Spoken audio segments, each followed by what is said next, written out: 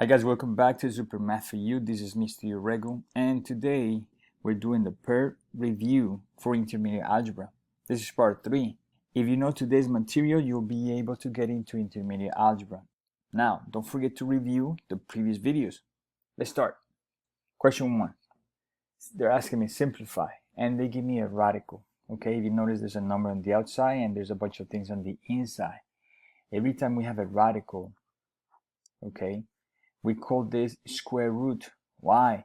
Because if there's no number, there's no tiny number inside here, which is called the index, then you have a 2, right? Do we put it? No. So every time you see a radical without a number, a tiny number inside here, we call it square root, is because there's a 2, invisible 2, where we don't see, but there's there. All right? Let's start. So the way to simplify this, the whole idea is to get as much as we can out of the radical. Okay, you see that there's a bunch of stuff on the outside and very few on the inside. Now I said already, if there's no index, you have a 2. Okay, the easiest way how to solve this is by doing the following. And let me start with the 18. Let's pretend that I'm going to do only the square of 18, and they're asking me to simplify that. All right, then we'll do the variables in a minute. So the idea is to break the 18 as much as we can. 18 is the same as 9 times 2. The 2 is a prime number, so I don't break it. The 9 I can break into 3 and 3. All right, so into the 18 I have 2 3s and 1 2. Now, if the index is 2, right, square root, the rule is for every 2 that are on the inside, 1 comes out. So in this case, there will be a 3 is coming out. Now, how many 2's I have? I have only 1. That means the 2 stays on the inside. So they ask me to simplify square root of 18. The answer will be 3 square root of 2. That's just for the 18. Now let's do the variables. Let's pretend that we're doing the variables only. A squared x to the 5th power. Let's rewrite this in a different way that it will be much easier. A squared is the same as a times a. X to the 5th is x times x times x times x. How many I have? 4 times x. All right, and I'll apply the same rule. Remember, there's no index, you have a tiny 2.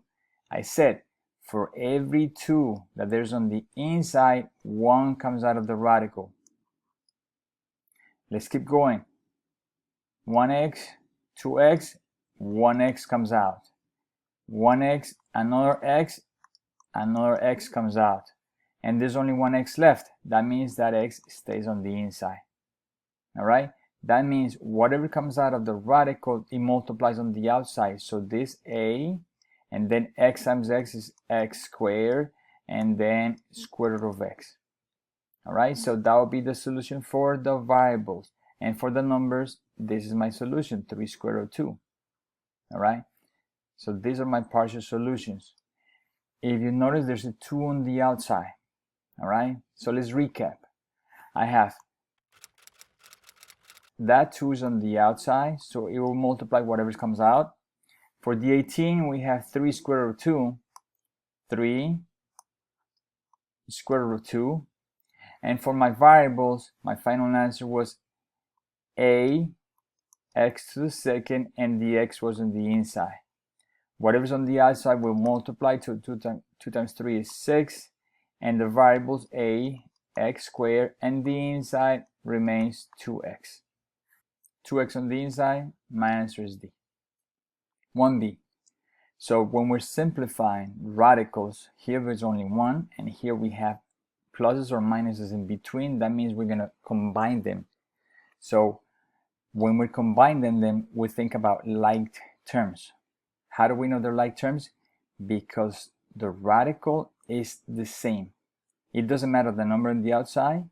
What matters is the number on the inside, which is called the radicand. So here I have square root of 5, and here's square root of 5. So I have 6 of this minus 2 of this, which is going to give me 4 of the same radical.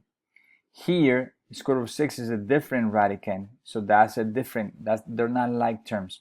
So that stays the same, square root of 6. Do we have that? Square root of 5. Here we go. 2a. identify the greatest common factor. Okay, now we're factoring. So the greatest common factor is something that is in common between the two of them. Common factor, something that is in common.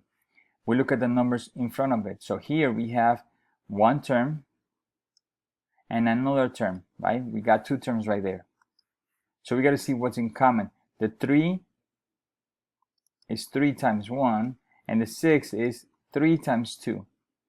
Greatest is, if you notice, in the 6, I can break the 6 into 6 and 1, also 6 times 1. So the 1 is a common factor, but the greatest is the 3, because I have a 3 here and I have a 3 there. So that's my greatest common factor. That's what they mean. So 3 is a common factor. Now, let's look at the variables. I have an x here and I have an x there. That means they're common.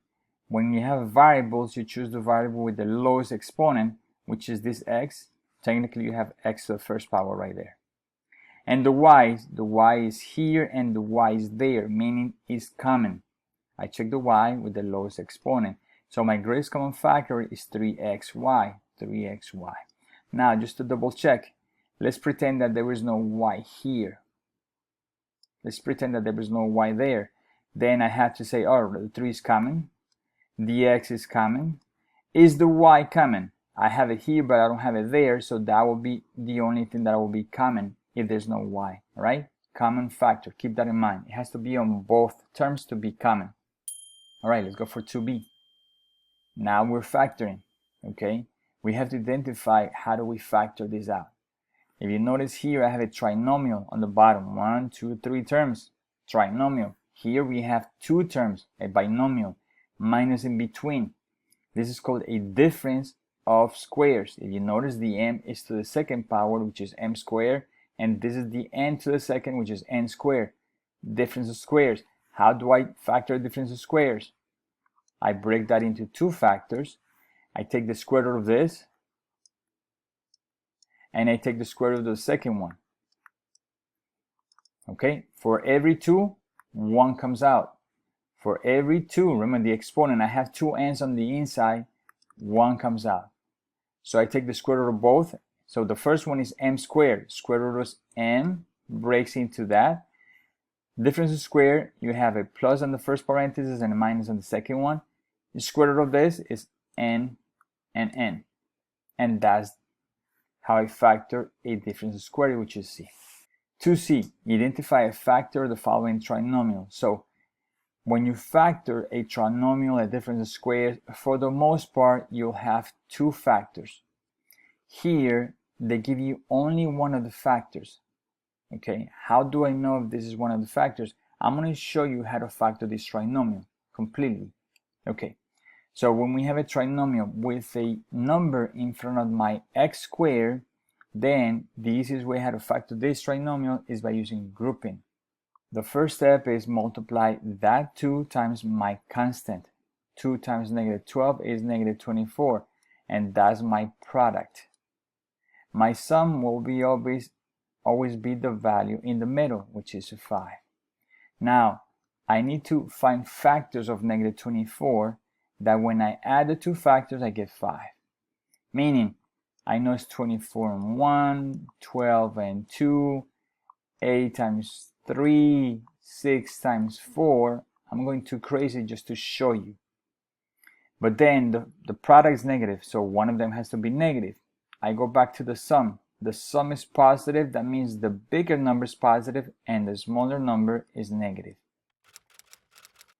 24 times negative 1 is negative 24. All of them, 12 times negative 2 is negative 24. All of them are factors of negative 24. Which of these gives me 5? 24 minus 1 is 23. 12 minus 2 is 10. 8 minus 3 is 5. Here we go. So these are my numbers. I don't need anything else. So my numbers are 8 and negative 3. When we factor this type of trinomial, the idea is to make this trinomial into 4 terms. And for that, we're going to use grouping. So let me start from the top. The reason I find the 2 numbers is because I'm going to break the middle term. Instead of 5x, I will have, the numbers are 8 and negative 3, so I have 8x minus 3x. I bring the first term and I bring the last term. And now I have 4 terms. And for this, I'll do grouping. When we're doing grouping, the whole idea is to group the first 2 terms and the last 2 and see what is in common between the 2 of them. GCF right now. We're doing greatest common factor here. Something that is in common between the 2 and the 8. I know the 2 goes into the 8, so 2 is a common factor. I have an x squared here and I have an x there. Remember, you choose the one with the lowest exponent, which is the x. Now I divide each term by my common factor. Remember, this is what we did in the previous problem. So 2x squared divided by 2x, the 2's cancel, and x squared divided by x is equal to x. Because remember, we subtract the exponents. 2 minus 1 is 1. So 2x squared divided by 2x gives me x, plus 8x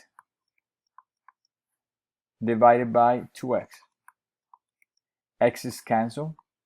8 divided by 2. And I'm done with the first parenthesis. This negative 3x, this negative has to be inside the parenthesis. Keep that in mind. All right? Whatever sign you have in the third term, it has to be inside the parenthesis. Now I'm going to do the GCF on the second parenthesis. The negative is in front of the 3x and negative is in 12, so the negative is in common factor. 3 is into the 12, so 3 is a common factor. X is here, but it's not there, so it's not a common factor, so I open parentheses.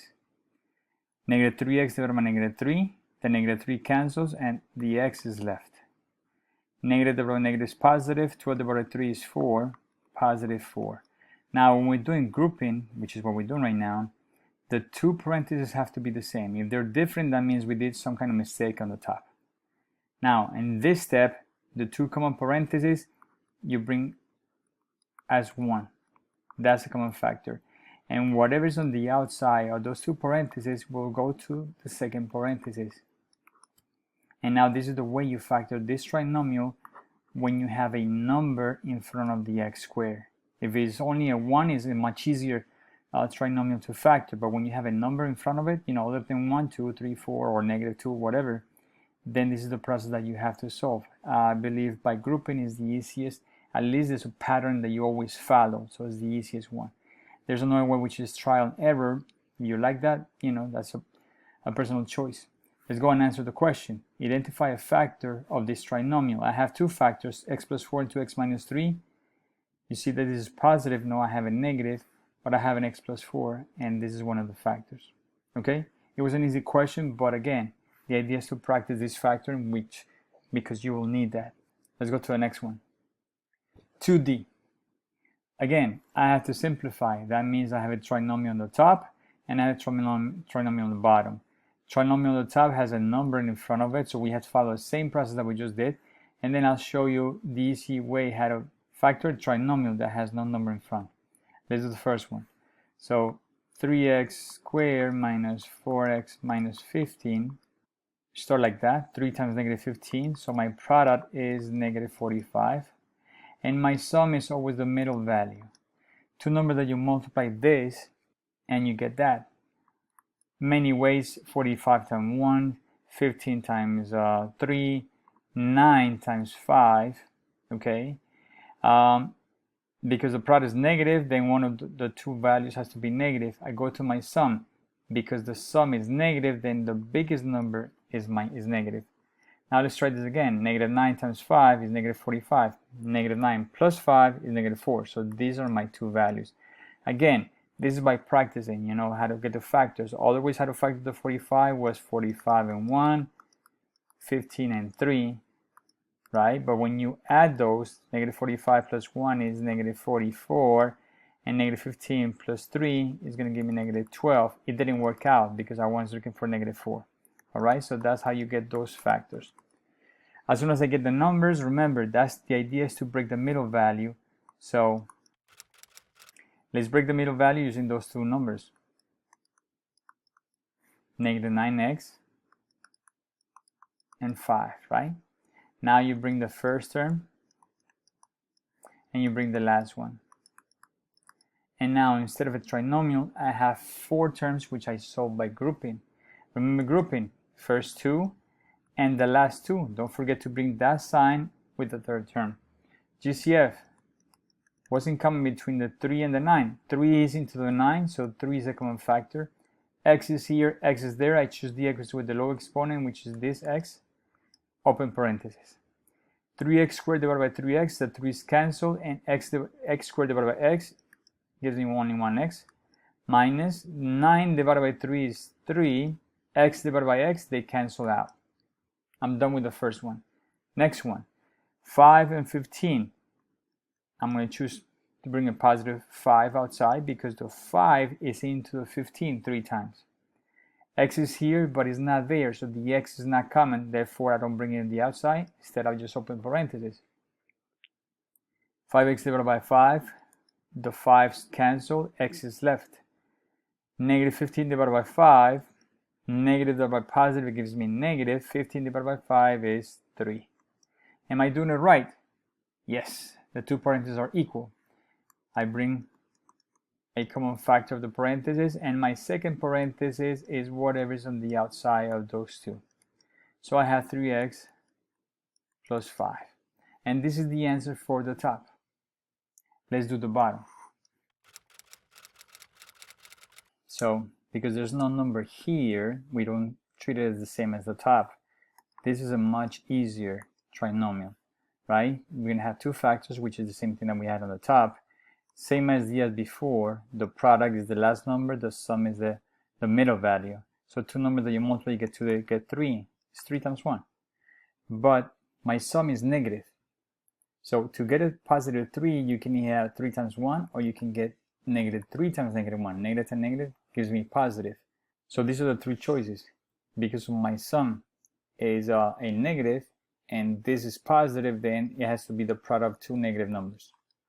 So negative 3 times negative 1 is positive 3, negative 3 minus 1 is negative 4. So these are my numbers. Now, there's no number in front of this, therefore I'm going to break that x squared into x and x, and I bring these numbers up, negative 3 and minus 1. And that's how you factor this trinomial. Now remember, I have this divided by that. Here are the 2 terms from the top, and these are, so we can cross this out. So this is the top and this is the bottom. Is there anything in common?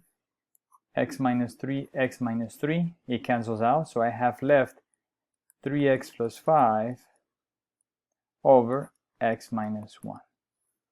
3x plus 5, x minus 1, C. Let's go to 3a. Now, simplify. There's no pluses or minuses in between, so that means they're multiplying. How do I cancel something that is multiplying? So, because they're multiplying on the top and multiplying on the bottom, is just working with the exponents. So the idea is to divide the x by the x and the y by the y. Okay, when you divide in 2 powers with the same variable, you subtract the exponents. So here you have x to the second minus the exponent from the bottom, which is negative 3. You see what I did there? I put a parenthesis because you're going to have 2 negatives. And the y to the third, which is the one on the top, minus the exponent from the bottom, which is 5. Therefore, I'll have negative is positive, 2 plus 3 is 5. And the y is going to give me 3 minus 5 is negative 2. Once I divide it, I have to move whatever has a negative exponent. It has a negative exponent and goes to the bottom. So the x has a positive exponent, stays the same, stays on the top. This has a negative exponent. To turn it positive, it goes to the bottom. All right? Every time you're dividing, your answer, it's on the top. Keep that in mind. All right. Let's go to 3b. Now 3b is another problem that we can use property of exponents, which was what we did on the top. I have a parenthesis and I have an exponent on the outside. What happens when you have that, this is a power of a power. So this exponent will be multiplied times every single of those exponents. If you notice, I have 3 arrows because the common mistake here is that people will forget the exponent from the 5. The 5 has a tiny 1 as the exponent, and there's no exponents, it's 5 to the first. Therefore, you have 5. 1 times negative 2 is negative 2. Then here comes the x. 3 times negative 2 is negative 6. And here comes the y. 0 times negative 2 is 0. Okay? One more property. Anything to a 0 turns into 1. So I have 5 to a negative 2, x to a negative 6 times 1. Times 1 is the same thing. So technically it cancels out. Now let's go back again. Remember, once I multiply or apply properties of exponents, I have to move anything that has a negative exponent. Right now, those values are on the top. Because the 5 has a negative exponent, then it goes to the bottom to turn it positive. Because the x has a negative exponent, it goes to the bottom to turn it positive. If there's nothing remaining on the top, you put a 1. Don't forget the 1 on the top. Common mistake is people just move it like this and they forget to put 1 on the top, and now it's not a fraction anymore. Last, I'm going to solve that 5 squared. 1 on the top, 5 squared is 25, x to the 6th power, and my answer is A. Let's go to the next one. 4a. Find the x and y intercepts and the slope of the given equation. They give me an equation, they ask me for the x and the y intercepts. So to find the x-intercept, I make the other variable 0. To find the y-intercept, right, I make the other variable 0. You see, there's only two variables on this equation, x and y. If I'm looking for the x-intercept, I make the y 0. If I'm looking for the y-intercept, I make the x 0. That's the simple rule. All right, bring it down. Bring it down. Y 0. This is 0. So 3 times 0 is 0. And that's gone. I bring down the 2x equals to 12 divided by 2. And my x-intercept is equal to 6. Do the same thing here. The y-intercept x equals 0, so 2 times, well, this extra step right here. 2 times x, which is 0, that becomes 0. And then bring down the 3, y equals 12 divided by 3 because I need to leave the y by itself. And now 12 divided by 3 is 4, and this is my y-intercept. Let's write this in order pairs, as you can see. X-intercept, this is 6. So this is the x6 and the y value was 0. Don't forget that. This is the x and this is the y. For this y-intercept, remember, how do I start it? X is 0 and the y is 4. So now we have two order pairs. 6, 0, 4, 0. 6, 0, here we go. This doesn't work and this doesn't work. So is there A or C? Same idea. The last thing that they ask me is the slope of the given equation. So if I have that, okay, let's write it down. In order for me to find the slope of that equation, I have to leave the y by itself. So I got to cancel the 2x first because it's adding. I subtract on both sides of the equation. This cancels out and I have to bring the 3y. I want to write whatever's with the x first, and then that's a 12. I'm sorry, you know, it's a 12. I need to leave the y by itself. Divide by 3, by 3, by 3. 3 divided by 3 cancels out, and I have y equals negative 2/3 of x. 12 divided by 3 is 4. The y is by itself. This is my slope, and this is my y-intercept. Remember the b? Y equals mx plus b. Most of the times they will ask you for the y-intercept as well.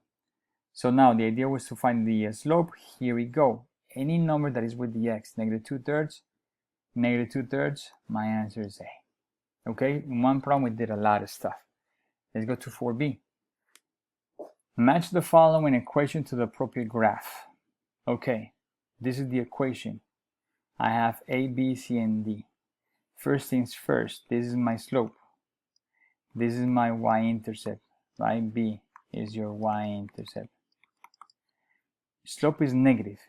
If the slope is negative, it goes from left to right, is going down. So my slope here is negative. From left to right is going up, so my slope is positive, so this is not a choice. This one is going up, and this one is going down. So it's either A or D. Okay? That information I got it from my slope. Now the y-intercept is 3. Okay? So remember, this is not my choice, this is not my choice, because those are positive slopes. Now, which of these two graphs has a y-intercept equals to 3? The y-intercept, this is the y-axis and this is the x-axis. The y-intercept is where your line touches the y-axis. It's touching right here. This is 0. That means this is a negative number. Here, this is 0. That means this is a positive number. Therefore, my answer is A. Let's go to 5A. Solve for x, and they give me an equation. I have to leave the x by itself. First thing that I do is I get rid of whatever's adding and subtracting the term that I'm looking for. So I want to add 5 on both sides of the equation. Look at the equal sign, right? On both sides. Negative 5 plus 5 cancels out. I bring 3/4 of x. 3 plus 5 is 8. Now, if I want to, I'm sorry, this is a horrible way. There we go. Even worse, but all right. Now I have 3/4 that is multiplying the x. I want to cancel 3/4. Because this is a fraction that is multiplying the x, there's something that is called the reciprocal.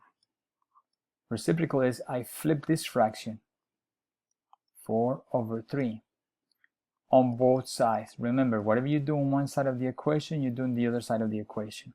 Now look at this. 4 times 3 is 12. 3 times 4 is 12. 12 divided by 12, they cancel out. So when I multiply by the reciprocal, my fraction will cancel out. That's the whole idea. You don't have to do this step. I just was showing you this. Now let's do the other side. 8, let's put it as a fraction over 1. 8 times 4 is 32. The bottom is 1 times 3. Can I simplify 32 over 3? As you can see, I have those fractions here. So my answer is x equals 32/3. C. 5B. Solve for x. Ooh, no numbers whatsoever. Remember, anything in front of the x is a value, is a constant, right? A is any number, 1, 2, 3, negative, whatever.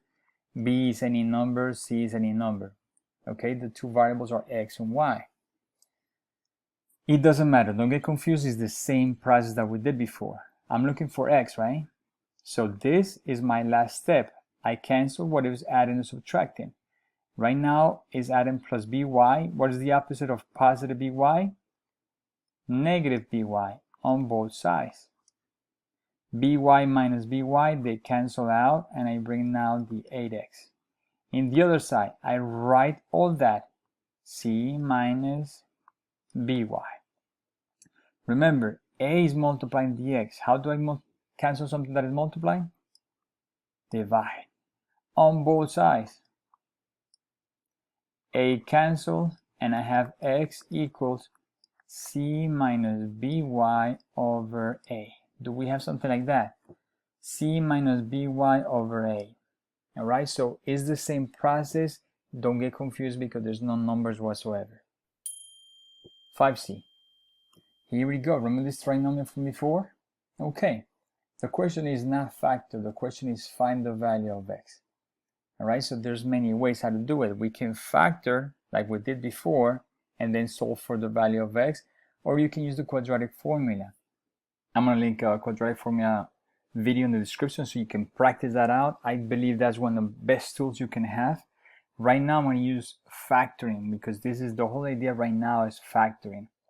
Now we have a number in front of it, so what do? We multiply that number times the constant, so it's 4 times negative 35, which is going to be 70, negative 140. So my product is negative 140 and the sum is equal to 4. Alright, so two numbers that I multiply, you get negative 140, but my sum is 4.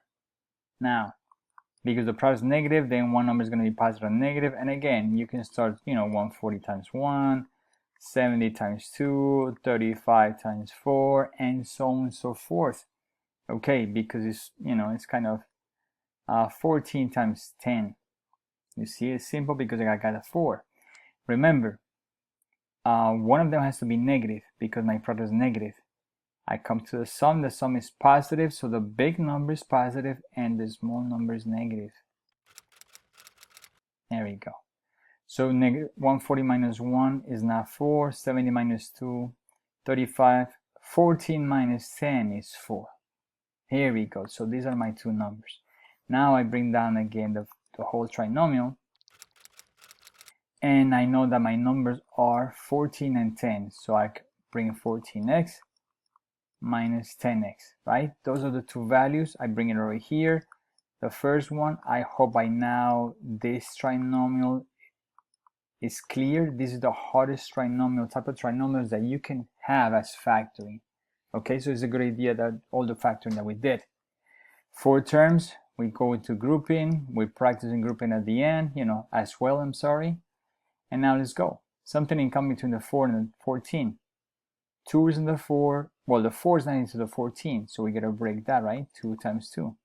But the 14 is 7 times 2. So a 2 is a common factor. Excellent. The x. Yes, we choose the x with the lowest exponent. Nothing else, open parenthesis. 4x squared divided by 2x. 4 divided by 2 is 2. X squared divided by x, x. Plus 14 divided by 2 is 7. X divided by x cancels out. And done with the first one. Next one. The negative is common, so I bring the negative. Something inside the 10 and inside the 35. 5 times 2, 5 times 7. So the 5 is a common factor. Is the x common? No. Open parenthesis. Negative divided by negative is positive. 10 divided by 5 is 2. Bring down the x. Negative 35 divided by negative 5 gives you positive 7.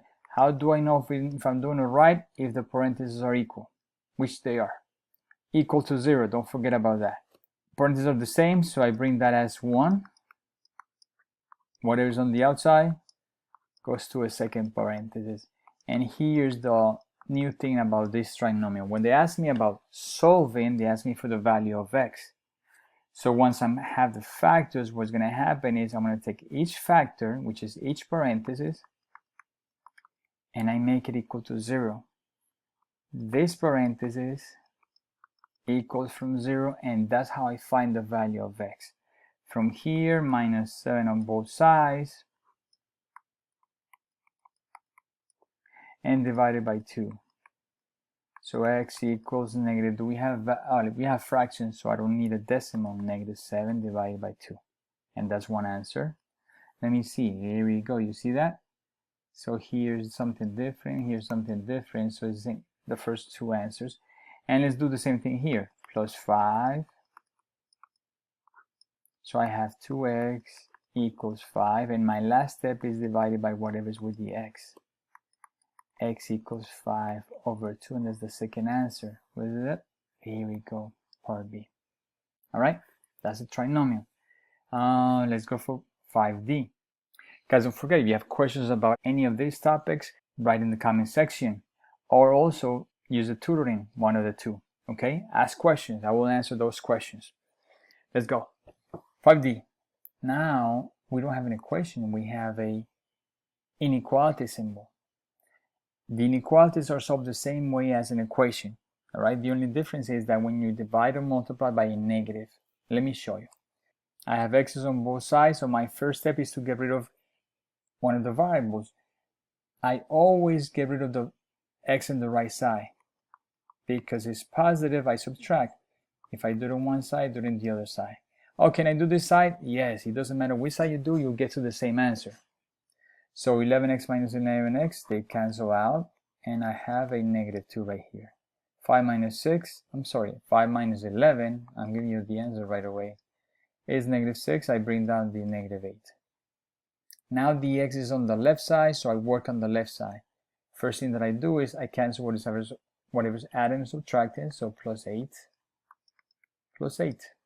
8's cancel out, and I have negative 6x is less than negative 2 plus 8 is positive 6. Here we go. So far, same process as the equation. I am dividing by negative 6 because I am dividing by a negative value. then my inequality symbol will flip. That's the difference in the process between an equation and an inequality. Either when you divide or multiply by negative. Alright, that's it. Oh, I'm subtracting, I'm adding, it doesn't matter. It's when you divide or multiply by a negative number. So negative 6 divided by negative 6, they cancel out and I have x.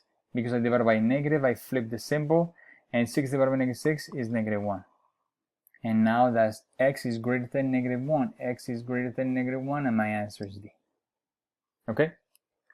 6a. Convert to scientific notation. Here we go. So let me explain. When you have a positive exponent, my scientific notation belongs to a big number. I don't know, 4 times 10 to the third power, big number. 4, this is my decimal place, and because this is an positive exponent, what I'm going to do is I'm going to add zeros to the right, and then I move 1, 2, and 3. And my number is 3 zeros. 4,000. Positive exponent. When I have a decimal, instead of a positive exponent, I will have a negative exponent. Alright?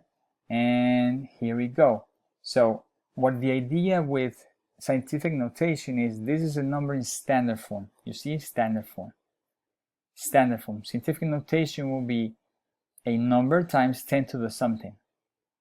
This number only has one digit separated. So, one digit and then your period. Scientific notation, one digit and then the period, and then whatever decimals you have, times 10 to the something. The decimal place is here. I need to have it here after the first digit, because all these zeros, they don't count. So I'm going to move it 1, 2, 3, and 4. I move it 4 times. Because this is a decimal, then I have 1.25 times 10 to the, instead of being a positive exponent, is a negative exponent. So every time you see a negative exponent, when you write it down in a standard form, it becomes a decimal number, small number, right? You move it to the left. Positive exponent, you move the decimal point to the right, the period to the right. Okay, I'm hoping you're getting this. So I have 1.25 times 10 to the negative 4. Here we go. You see, here, there's 0 doesn't count, so that's a mistake. Positive exponent, positive exponent. This is the only one left with a negative exponent. Convert this to standard form. What did I just say? So, a positive exponent, that means my decimal place is going to be moving to the right. This period is going to move to the right. So I'm going to write 552, and because I have a fifth, I'm going to put a bunch of zeros. Alright? The decimal place is here. 5, so I'm going to be 1, 2, 3, 4, 5. And right there, I can cross out all the remaining zeros. My number is 452, and how many zeros is that? 3 zeros. Oops, I'm sorry. This doesn't matter. So it's 452,000. Okay? And we're done with this lesson. Alright? Guys, make sure you like the video, subscribe to the channel, ask questions in the comment section. Check this video. This is the next one for our sequence. With this video, you can get into college algebra. Alright guys, I'll see you in the next one. Take care. Bye-bye.